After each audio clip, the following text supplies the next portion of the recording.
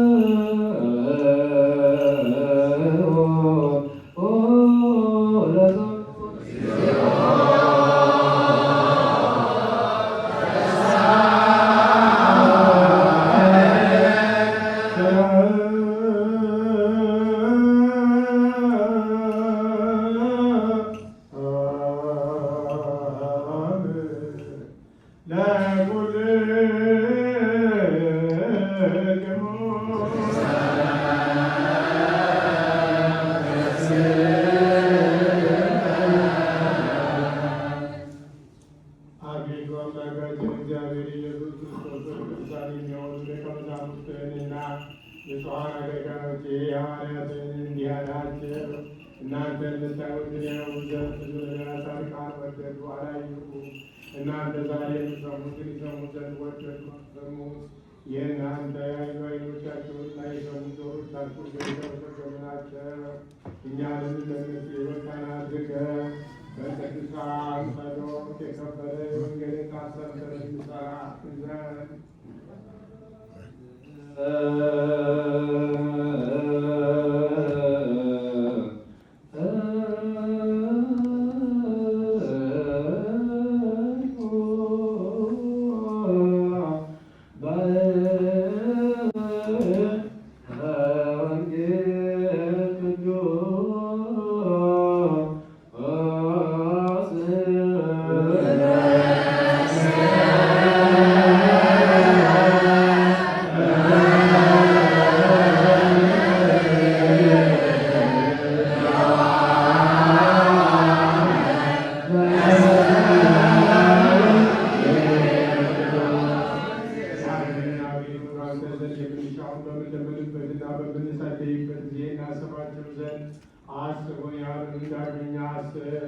አቤቱ አምላካችን እግዚአብሔር ሆይ ከእኛ አስቀድሞ የሞቱትን አሳርፋቸው፣ የታመሙትን ፈጥነህ አድናቸው።